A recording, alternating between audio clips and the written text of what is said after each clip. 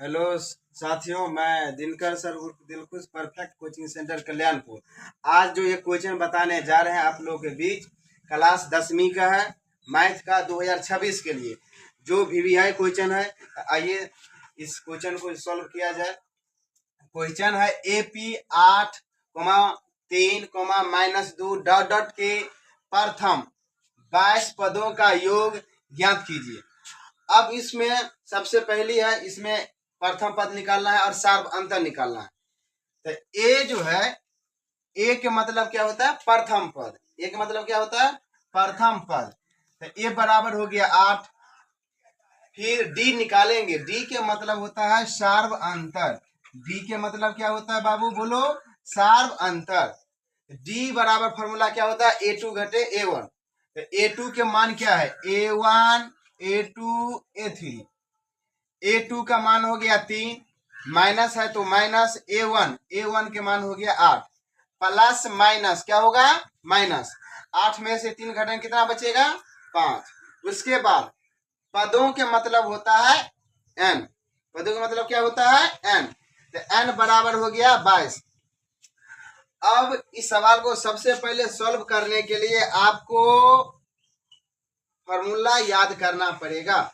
Formula अगर याद है तो बनाना बहुत आसान है। सब सवाल से आसान इस प्रश्नावली में यही है।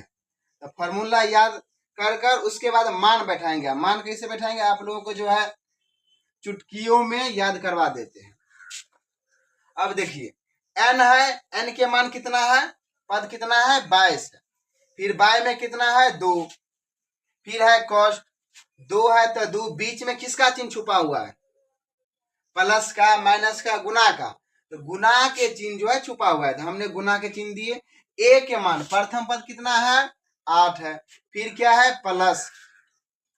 एन के मान कितना है? 22। माइनस है तो माइनस, 1 है तो 1, बीच में किसका चिन्ह छुपा हुआ है? गुना का। डी के मान कितना है? -5। अब देखो बाबू, 2 से काटेंगे 22 को तो कितना होगा? 11 दूनी 22, 11 बच गया। कॉस्ट, अब 2 अट्ठे कितना हो जाएगा? 16। फिर है क्या? प्लस। 22 में से 1 घटाएंगे कितना बचेगा? 21। फिर क्या है? गुना के चिन्ह, माइनस के 5।